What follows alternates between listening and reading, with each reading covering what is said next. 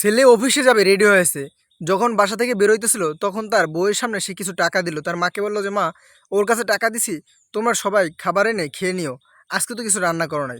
এরপর তার শাশুড়ি কি করলো? তার হাত থেকে সব টাকাগুলো নিয়ে তার বৌমাকে ধাক্কা দিয়ে ফেলিয়ে দেয়। এরপর সে টাকা নিয়ে তার মেয়ের কাছে দেয়। বলে যে, "মা, তোর ইচ্ছা মতো অর্ডার দিয়ে নিয়ে আস। সেগুলো তুই আর আমি খাবো।" এদিকে তার বৌমা কান্না করতেছে। বৌমা অসুস্থ, হয়তো বাচ্চা হবে।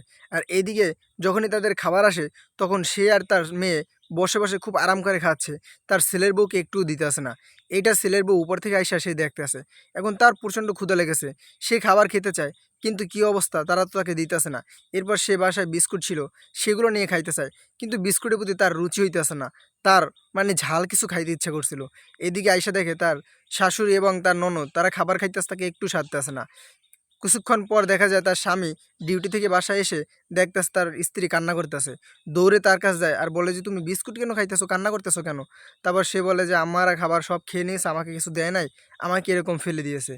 এই কথা সে যখনই তার স্বামীর সামনে বলে, স্বামীকে বলে, তারপর তার স্বামী বুঝতে পারে যে তার মা এবং তার বোন তার বউকে ভালোবাসে না। তারপর সে তাকে বলে যে, "এখনই তুমি রেডি হও, আমরা এই বাসায় আর থাকবো না।"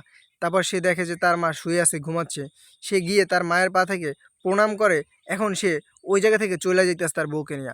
এখন এই ছেলেটা যে তার বউয়ের কথা মতো বাসা থেকে নাইমা গেল, এটাকে সে ঠিক করেছে? অবশ্যই কমেন্টে জানাবেন। দেখুন সে এখন বাসা থেকে চইলা যাইতে আছে।